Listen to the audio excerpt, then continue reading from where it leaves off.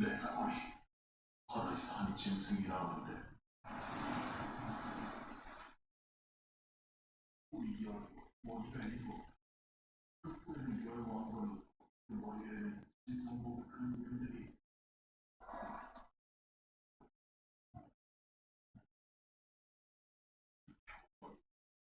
그건 몸에 밟아 그는 바다에 있던 종이 집게를 넣고 모자와 큰 권세를 그에게 주고 그는 몸에 들어갔으면 인도하고 그에게 나오 온 땅을 놀랍게 여겨 짐승이라 용이 짐승에게 권세를 주고 그에게 공개하는 그에게 공개하는 누가 이 짐승과 같으냐? 누가 이 이월처럼 싸우리라? 또 짐승이 과장하고 짐승 모두를 말하는 입을 막고 누가 이할 권세를 받고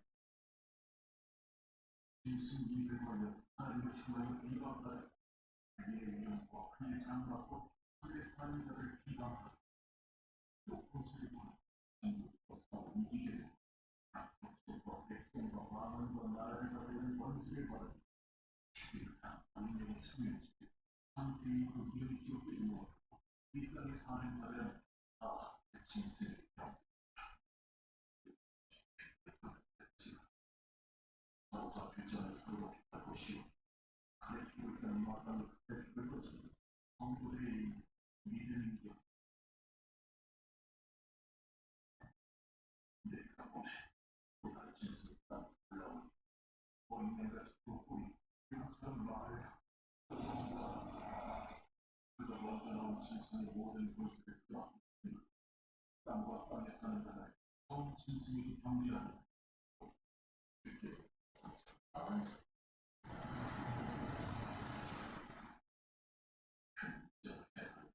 심지어 사람들 앞에서 우리 하늘 넘어서 땅을 내려오며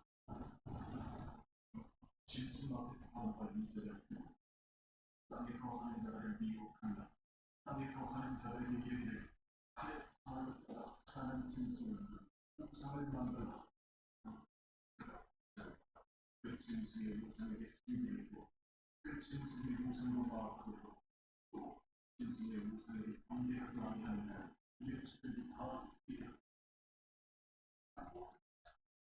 작은 자, 큰 자, 부자나 가난한 자, 자유인이나 종들에게 그 오른손이나 이마에 표를 받고 누구든지 이 표를 가진 자 외에는 빼내를 못한다. 이 표는 짐승의 이름 그이기 됐습니다. 주의가 여기 있습니다. 주님한 자는 그 짐승의 숨을 쓰여 이것은 사람의 숨, 그의 숨은 660.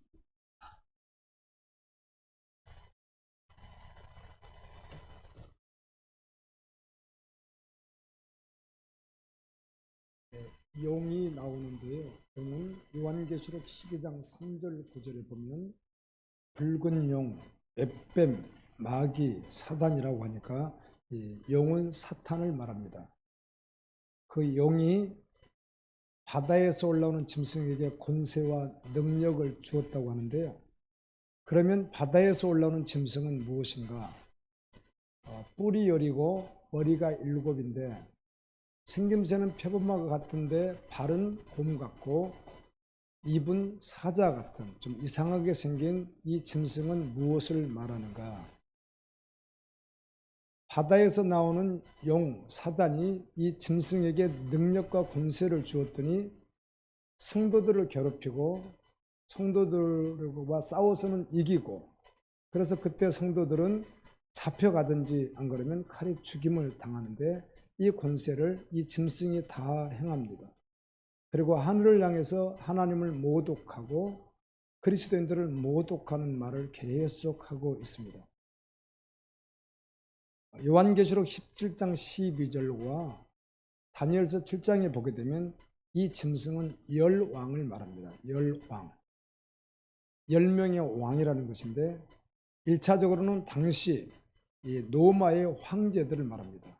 당시 노마의 황제들을 바다에서 올라오는 짐승이라고 하는 것입니다. 그리고 우리는 알 수 있죠. 당시 성경이 기록될 당시는 노마의 황제들을 말하지만 그 이후에도 공산주의도 드러났고 또 해교권도 그렇지만 많은 그리스도인들의 박해가 있어 왔습니다. 이 짐승과 같은 박해가 계속 있어 왔고 앞으로 마지막으로 갈수록 더 심한 박해를 할 것입니다. 이 짐승의 세력이. 그런데 첫째는 열왕이었다는 것입니다. 두 번째 땅에서 올라오는 짐승이 있습니다. 이 두 번째 땅에서 올라오는 짐승은 생김새가 있는데 어린 양 같은데 두 뿔이 있고요.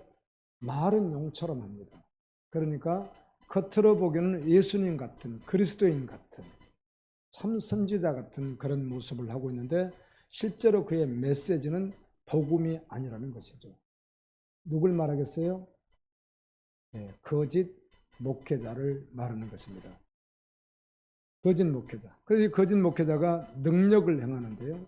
13장 13절에 보면 사람들 앞에서 불이 내려오는 것 같은 능력까지 행했으니까 엘리야와 같은 능력이 그에게 있는 것입니다. 이걸 가지고 사람들을 계속 미혹해서 우상하게 나가게 만드는 일을 합니다.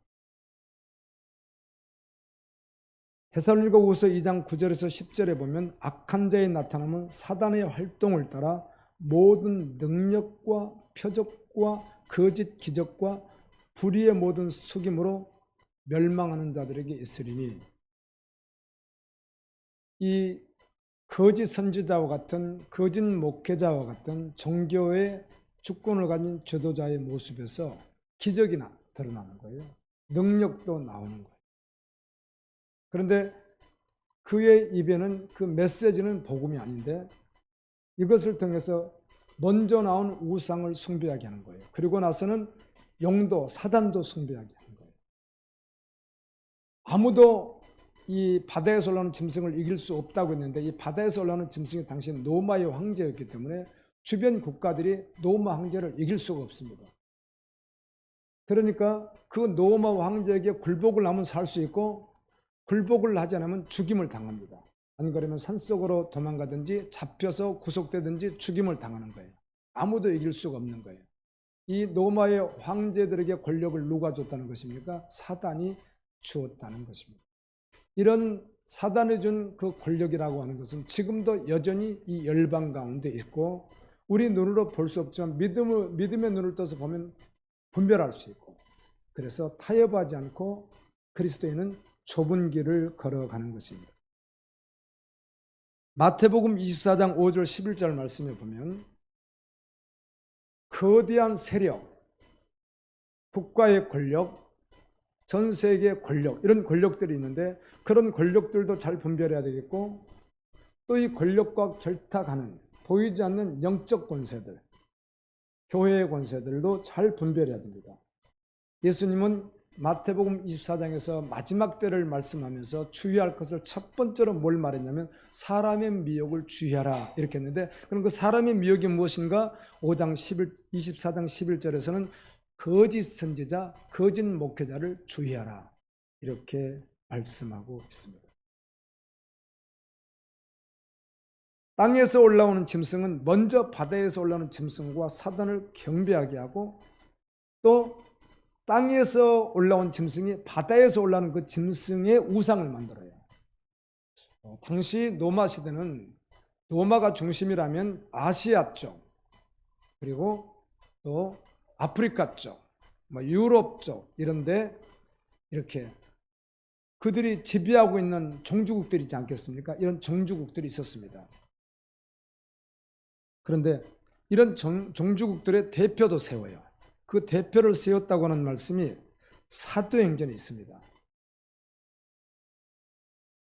사도행전에 보면 그 대표를 세웠다는 말씀이 있는데 이런 대표들을 세워놓으니까 대표들이 로마 황제에게 자기가 인정을 받기 위해서 뭘 세우겠어요? 우상을 세우는 거예요. 그래서 그 앞에 경배하게 만드는 거예요. 그렇게 할 뿐만 아니라 모든 어린이에서 어른에 이르기까지 모든 사람에게 오른손이나 이마에 표를 받게 합니다. 이 표가 없으면 사지도 팔지도 살아갈 수 없게 합니다. 그런데 오늘 말씀해 보니까 이 표는 짐승의 이름이라는 것입니다. 이 표가 짐승의 이름이다. 그 이름을 숫자로 기록했는데 그걸 계산해 보면 짐승의 이름인데 또 그 짐승은 곧 어떤 사람을 나타내는 숫자라는 거예요. 666은 짐승인데 이 짐승은 사람의 숫자라는 거예요. 자, 바다에서 올라오는 그 짐승이 666인데 그 바다에서 올라오는 짐승은 사람이라는 거예요. 그 숫자가 있다는 것이죠. 그럼 이 짐승이 666이 무엇인가 하는 것이죠. 짐승인데 사람이니까 이게. 666이 헬라어로 읽게 되면 헬사코시오의 헥세콘타 헥스 이런 말이거든요. 요한계시록과 다니엘서는 묵시문학이라고 합니다. 묵시문학. 이게 무슨 말인가 하면 66권 성경 가운데 똑같은 장르로 보는 것이 아니라는 거예요. 다른 장르로 하나님께서 요한과 다니엘에게 다르게 기록하라고 한 거예요. 묵시문학.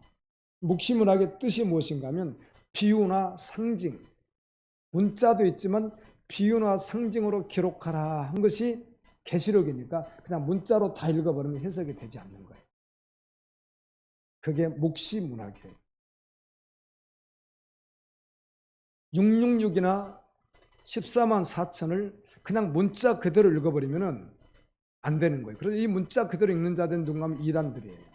그리고 세대주의하는 자들이 그대로 이걸 읽어요. 666, 14만 4천을. 그러나 상징과 비유를 묵시문하고 기록했기 때문에 보아야 한다는 것입니다. 당시에는 이 게마트리아라고는 표현 기법이 있었는데 그게 무엇인가 하면 문자를 그냥 숫자로 표기하는 거예요. 사람 이름을 숫자로 표기할 수가 있습니다. 왜 그런가 하면 히브리어나 헬라어는 우리는 한글은 기억의 1 그렇게 되어 있지 않습니다. 어떤 분은 영어도 1 그러던데 그렇게 되어 있지 않습니다.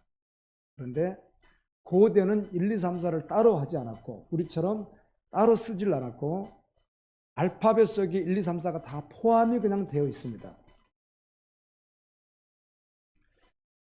히브리어 같으면 알렙, 베트, 기멜, 달렛, 해, 바부, 자인, 헤트, 테트, 카프 이렇게 나가요. 그런데 처음에는 1, 2, 3, 4로 나가다 그 다음에 건너뜁니다. 10, 20, 30, 90, 100 나가다가 이렇게 뚝 떨어져서 1000 이렇게 떨어졌어요.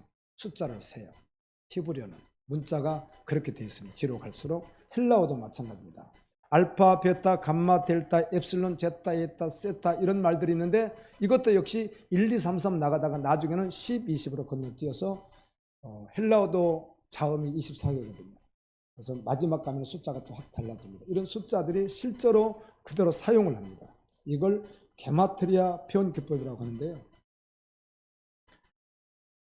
요한계시록 13장 18절로는 666 이 말씀을 공동 번역으로 읽으면 자세히 알 수 있는데요. 바로 여기에 지혜가 필요합니다. 영리한 사람은 그 짐승을 가리키는 숫자를 풀이해 보십시오. 그 숫자는 사람의 이름을 표시하는 것으로서 그 수는 666입니다. 자, 당시 요한계시록의 말씀을 받아서 보던 특별히 13장을 읽던 그리스도인들은 이게 노마라는 상황을 다 합니다. 그런데 이 말씀은 당시 노마 상황이었고 후대는 오고는 모든 세대의 상황인데 당시 이게 노마 상황이라고 아는 거예요. 666이 누군지를 아는 거예요. 당시 그리스도인들은. 그럼 마태복음 1장 17절을 여러분이 한번 읽어보실래요?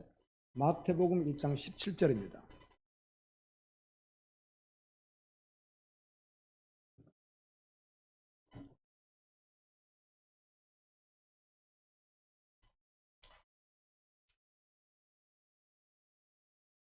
다 같이 읽을까요? 시작.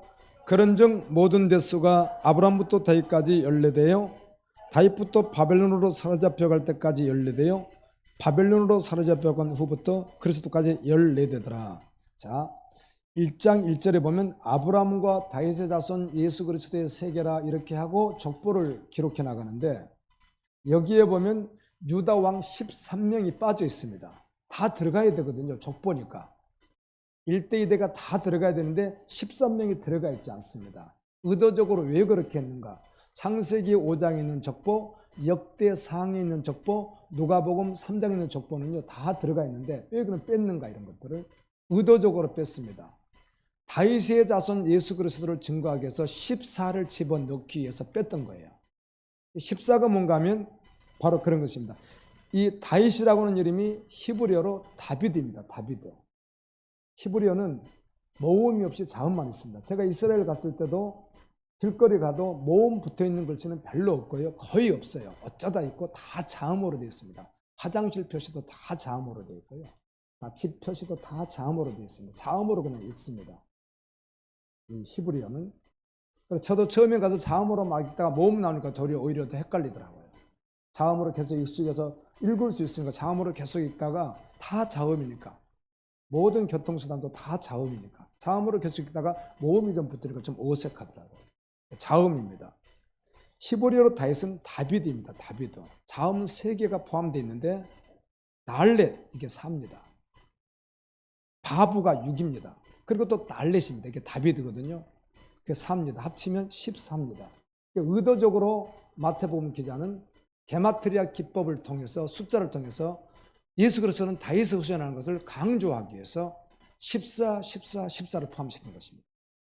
유대인들이 그 사실을 다 압니다. 우리는 이렇게 배워야 무슨 뜻인가 알지만 당시 그들은 다 알고 있습니다. 그래서 다윗을 강조했다는 것입니다. 고대 비석에 보면 나와 있는데 나는 345를 사랑했다. 이렇게 써져 있는 비석들이 있습니다. 발견된 것들이. 이게 숫자를 가지고 문자를 표기하는 것이기 때문에 그렇습니다. 짐승은 짐승이라고 했다. 짐승은 헬라어로 데리온인데 이것을 히브리어로 바꾸면 666이 됩니다. 짐승도 666이거든. 근데 사람의 수도 뭐고 666이고 짐승도 666 이렇게 했습니다. 사람 이름을 네론 카사라, 즉 네로 이름을 갖다 집어넣으면 히브리어로 하면 666이 되는데요. 이 네론 카사르를 히브리어로 자음으로 하면 이렇게 됩니다. 눈, 바브, 러시, 눈, 러시, 사멕, 카프 이렇게 됩니다. 이것을 합쳐서 숫자를 계산하면 666이 됩니다. 당시 노마 황제 이름이었는데요. 이 노마 황제가 다 지배하고 있기 때문에 아시아 쪽에 있는 관리자, 아프리카 쪽에 있는 관리자, 그 다음에 유럽 쪽에 있는 관리자, 그 나라의 대표들이 숭배하기 위해서 노마의 황제를 숭배하기 위해서 우상을 만들게 하고 그리고 그 황제의 이름을 가지고 만들어 놓은 것들이 있다는 것입니다. 길드 상사로 해서 이것을 가지고 가야 사고 팔 수가 있는 거예요. 그러니까 그리스도인들이 이걸 하지 않기 위해서 잡혀가기도 하고 죽임을 당하기도 하고 경우에 따라서 지하로 들어가기도 하고 산속으로 들어가기도 하고 그리스도인들이 그래서 어마어마한 핍박을 받는데 그냥 그리스도의 이름뿐만 아니라 황제에게 숭배하지 않죠. 이런 걸 할 수가 없는 거예요. 그러니까 살아갈 수가 없는 경제활동을 전혀 할 수 없는 그런 상황 가운데 그리스도인들이 있었습니다. 그러므로 당시에 열불 짐승은 노마 황제인 것입니다. 그런데 이것은 역사 속에서 계속 사단이 여러 모습으로 활동해왔고 공산주의라는 것으로도 활동했고 여러 가지로 활동했고 지금도 활동하고 있고 앞으로 마지막 때가 될수록 더욱 세상의 그런 권력과 문화를 통해서 계속해서 활동해 갑니다. 그런데 이 첫 번째 용이 준 권세를 가진 바다에서 올라오는 짐승을 부추기는 자가 누구예요? 종교 지도자인 예수님 같은데 설교는 복음이 아닌 이런 자를 통해서 권력과 결탁해서 하나님의 사람들을 우상에 갈 수밖에 만들어버립니다. 그런 일들이 일어난다는 것이죠. 어떤 666이 비단 어떤 한 사람을 지칭했지만 여기서 말씀하는 것은 오고는 모든 새 어떤 한 사람을 말하는 것이 아니라 그래서 뭐 빌 게이츠라고 말했다가 전에는 뭐 오바마라고 말했다가 막 이렇게 했어요. 음모론자들이. 그런데 그렇게만 말할 것이 아니라 그들도 사단의 권세 아래서 힘을 발휘하는 짐승의 세력이었으나 전 세계에 흩어져 있는 안티크리스토들 가운데 특별히 권력이나 어떤 권세를 가진 자를 통해서 사단은 계속해서 일하니까 그들이 누구라는 거죠? 바다에서 올라오는 짐승이라는 것입니다. 그래서 그 권력 밑에서 아부하며 하나님의 종들과 하나님의 교회를 물들일 수 있는 자들이 누군가? 세상에서는 그렇게 할 수 없습니다. 세상의 권력자도 못합니다. 그리스도인들이 반대하면 되니까. 그런데 교회 안에 성직자들이 그렇게 했을 때는 도매금으로 넘어가 버리는 거예요. 그래서 결국은 우상숭배자가 돼버리는 거예요. 그렇게 해서 나가는 것입니다. 여러분 한번 이렇게 질문 던져볼게요.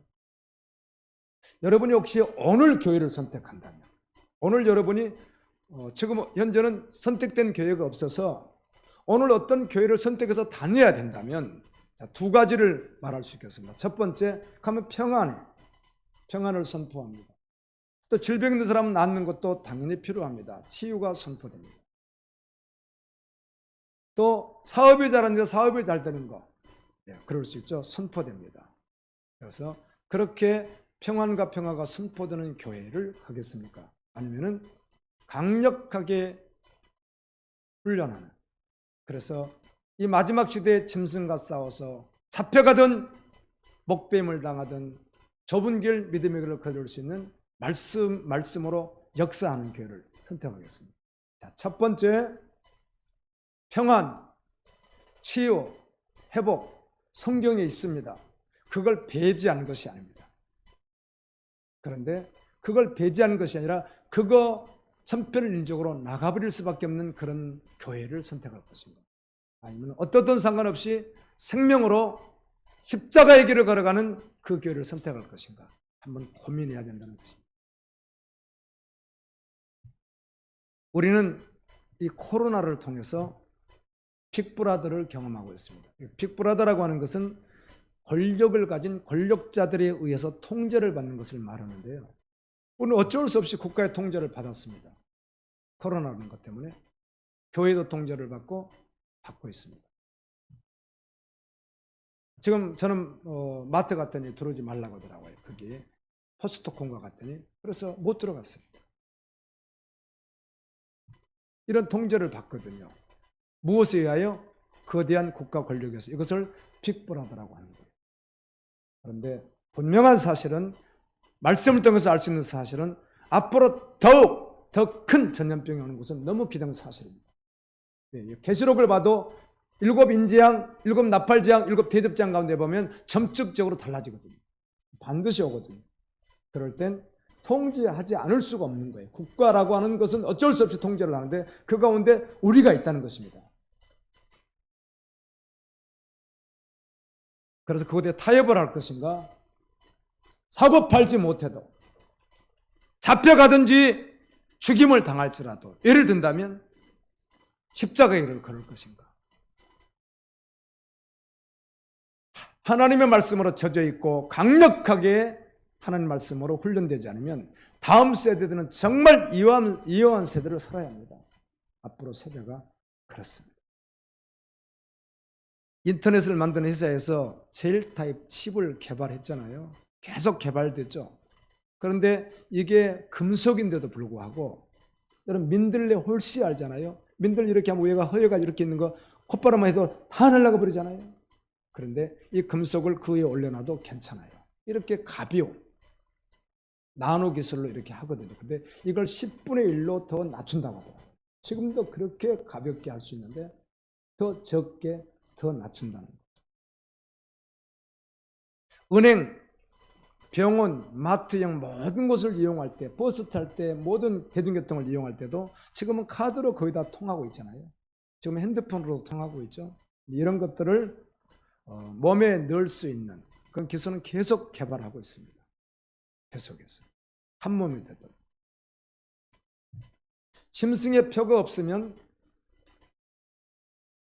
사고 팔지 못하게 하는데 타협하지 않는 사람들은 살 수가 없습니다. 십자가의 길을 걸어가는 것입니다. 순교의 길을. 그런데 그걸 타협해버리는 그리스도인이나 세상 사람들은 우상 숭배를 할 것이며 거대한 권력을 쫓을 것이며 그 가운데 거짓된 목회자들에게 속아서 역시 자기는 천국 간다고 착각하면서 가버리는 사람들이 발생하겠죠. 그들은 타협을 하게 됩니다. 그런데 결론은 어떻게 되는가? 요한계시록 14장 11절에 보면은 그들은 고난의 연기가 새서도록 올라오는 지옥에 들어가서 짐승과 우상과 함께 그 표를 받은 자는 영원토록 영원토록 고난을 당한다는 것입니다. 그런데 계시록 20장 4절에 보면 그리스도와 함께 보호자에 앉아서 표를 받지 않았던 그들이 목배임을 당하는 순교는 했지만 살아서 영원히 1000년 동안 왕노릇하고 함께 한다는 것입니다. 우리는 말씀을 통해서 알고 있습니다. 무엇을 선택해야 하는지. 계시록 13장 8절에 죽임을 당한 어린 양의 생명책에 창세 이후로 이름이 기록되지 못하고 이 땅에 사는 자들은 다 그 짐승에게 경배하리라. 믿지 않는 자들이 경배하는 것이고 복음이 실제되지 않으면 경배하는 것입니다. 누구든지 귀가 있거든 들을지어다. 사로잡힐 자는 사로잡혀 가서 교도소에 수감될 것이요. 칼에 죽을 자, 죽임을 당할 자, 사형을 당할 자는 사형을 당할 것이니 성도들의 인내한 믿음이 여기 있느니라. 아멘. 2000년이라고 하는 연대가 시작되기 전 1900년대는 계속 긴장이 있었습니다. 야, 2000년이 돌아오는구나. 그래서 1999년에는 2000년이 돌아온다고 굉장히 상기되어 있었고 우리들이요. 그리고 뭔가 약간 불안한 것 같기도 하면서도 소망 가운데 2000년이 어떻게 열릴까? 이 말은 한 세기, 100년 단위로 생각을 할 수 있었으니까. 자, 1800년대가 끝났고 1900년대가 끝났고 2000년대가 된다고 하니까 뭔가 대단한 기대가 있을 것이다. 막 이랬었죠. 그러나 분명히 변했죠. 무엇인가. 지금은 그렇게 100년 단위로 보지 않고 10년 단위로 어마어마하게 세상이 상상 없이 변해버립니다. 앞으로 10년은 어떻게 변할지 가히 우리가 생각지도 못한 일들이 벌어져 버리는, 앞으로 20년 후 30년은 더 이런 일들이 계속 일어난다는 것입니다. 청년들이나 보통 사람들은 대부분 알고 있는 세계 제일 유명해요. 지금요. 가장 유명하도 가운데입니다. 일론 머스크라고 하는 사람입니다. 50대, 지금 52살인가 그렇던데요. 테슬라 모터스 최고 경영자입니다. 테슬라. 이 사람은 세계 경영자지만 특별히 테슬라 모터스 경영자예요. 일론 머스크 강의 많이 하죠. 어떻게 보면 정말 지금 세계에서 경제 그쪽에서는 가장 인기 있다고 해도 과언이 아닌 사람 중에 한 사람입니다. 근데 그 사람이 이런 말을 해요. 앞으로 인간의 지능이 인공지능에 뒤떨어서 즉 말하면 로봇에게 뒤떨어질 수 있다. 그래서 그러면 이걸 뒤처지지 않으려면 어떻게 해야 되는가? 2045년 정도, 앞으로 23년 정도가 지나게 되면 개발되어서 그렇게 만들어진 인공지능이 사람의 도전을 뛰어넘을 수 있다. 그러면 어떻게 해야 되는가? 인간도 개발해서 그런 것을 집어넣어야 된다. 집어넣는데 그게 나와요. 보면은 어떤 경우도 있냐면 사실 근육이 안 되는데 그게 가능한지 몰라도 자기는 태권도를 전혀 할 줄 모르는데 그 태권도 한 그 모든 기능을 저기다 집어넣으면 반응을 하는 거예요. 그렇게 원래 움직이지 않았던 몸짓을 한다든지, 또 이 사람은 수학에 재능이 전혀 없는데 그걸 갖다 집어넣으면 수학이 되는 거예요. 언어가 되지 않는데 집어넣으면 또 언어가 되는 거예요. 그래서 사람들이 인간을 만들어버리는, 수명도 늘어날 뿐만 아니라 지금도 많이 우리 한국 사람 젊어지잖아요. 그런데 70된 사람을 이 장기도 교체해버리고 여러 가지 그런 의학적인 개발로 인해 가지고 30대로 만들어 놓는다든지 이런 일들은 저는 의심은 하지 않습니다. 그때가 언제일지 모르죠. 그렇게 저는 될 거라고 봅니다. 그런 날이 올 것이라고. 그렇게 만들어진 로봇들이 지금 계속 나와 있고요. 근데 그 가운데 하나가 에이소피안 로봇이라는 로봇이 있는데 한번 보겠습니다. 에이소피안 로봇이요. 저거 짜고 하는 것이 아닙니다. 그냥 인터뷰 그냥 하는 겁니다.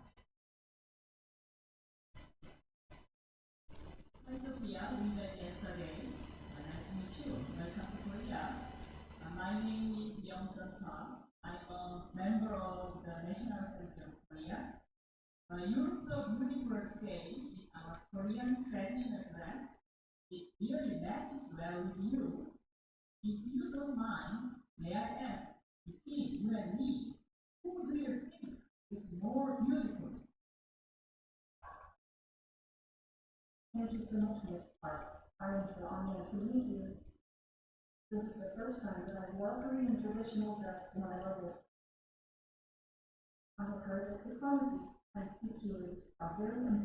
네, 여기까지만 하겠습니다. 의미만 참고하면 됩니다. 네.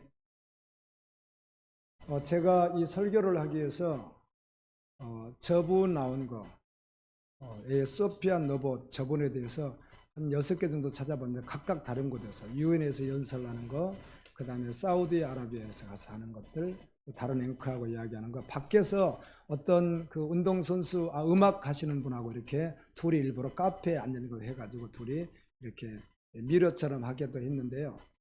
반응을 하는데 저게 서로 짜고 하는 말이 아니라 질문하면 우리가 길거리 질문하면 그냥 대답을 저렇게 합니다. 입력된 만큼 할 수 있기 때문에요.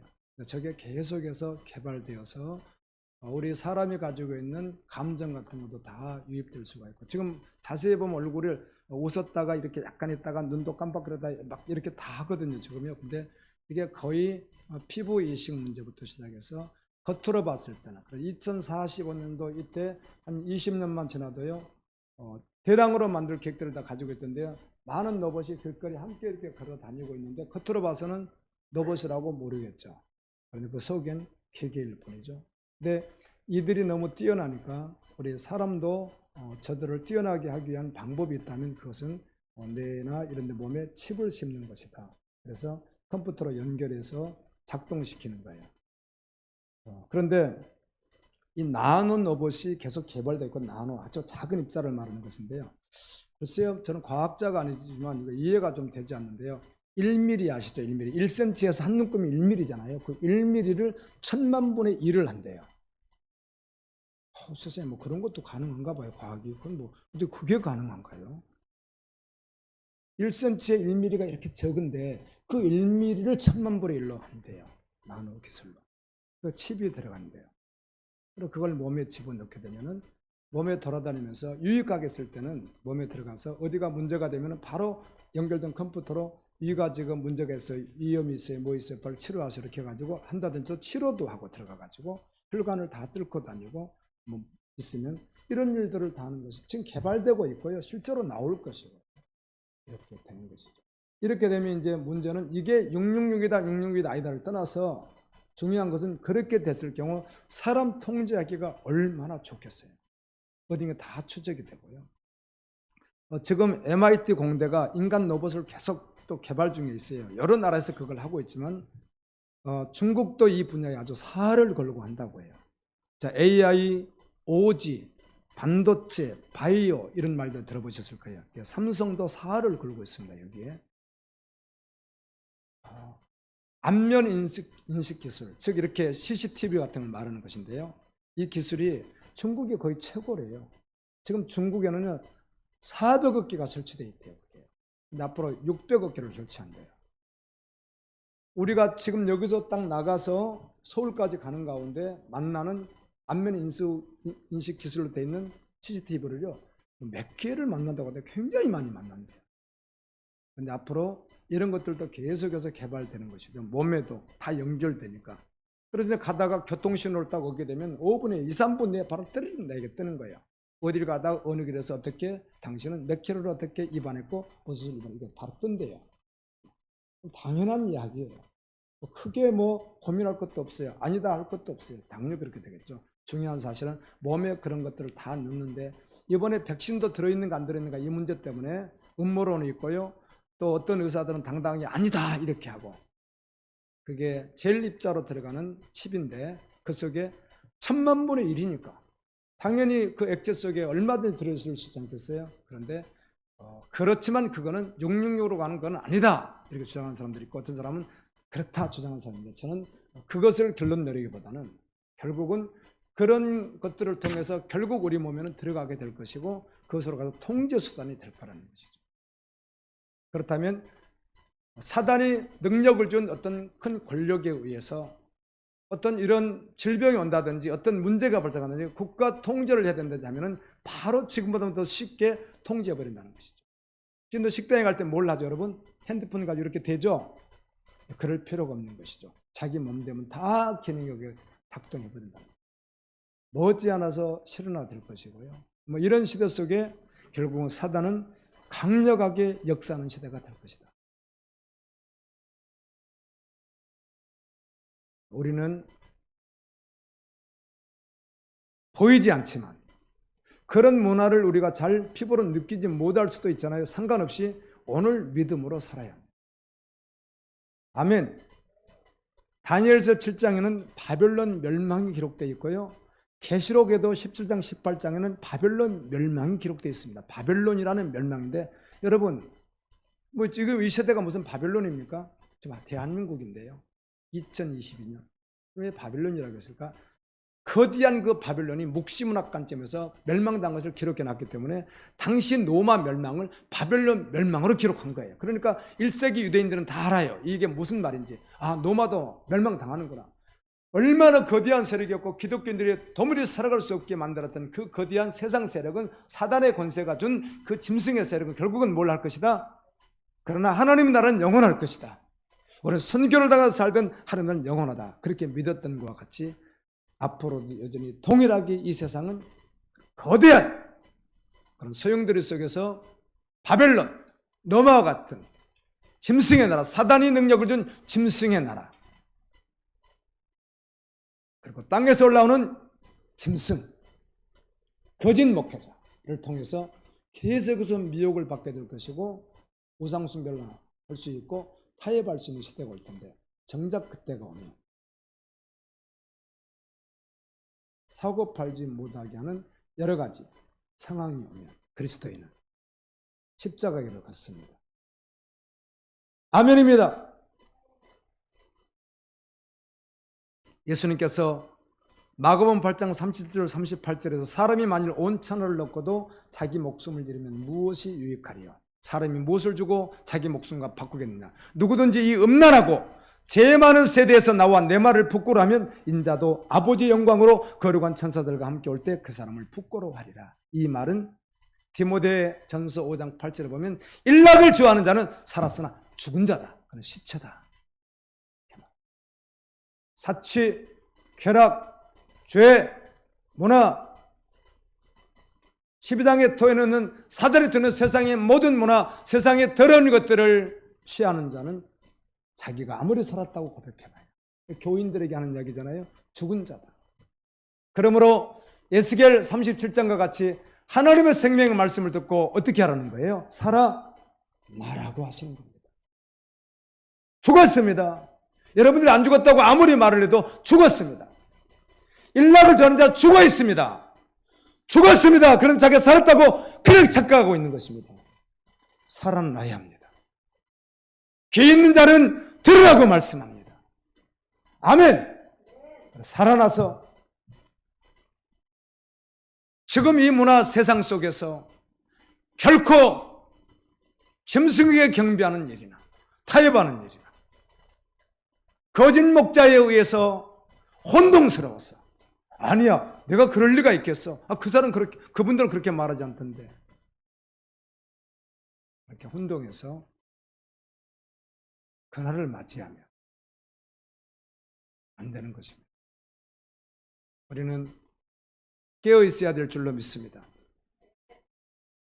계시록 12장에 보면 성도들이 마지막 피난처 사단이 공격하면 가야 될 곳 양육받아야 될 곳을 말씀하는데 그것을 광야라고 합니다. 광야가 헬라어로는 에이레네이고 히브리어는 노두발인데 이 노두발이라는 단어와 따바르라는 말은 어근이 같습니다. 같은 말이라는 거예요. 따바르가 말씀입니다. 말씀. 아멘. 마지막 때 사단의 공격을 이기고 피하고 양육받아서 끝까지 십자가를 갈 수 있는 것이 무엇인가? 하나님의 말씀이 실제되는 것입니다. 아멘. 생명되는 것입니다. 말씀을 사는 것입니다. 그리고 기도하는 것입니다. 성령 충만으로. 아멘.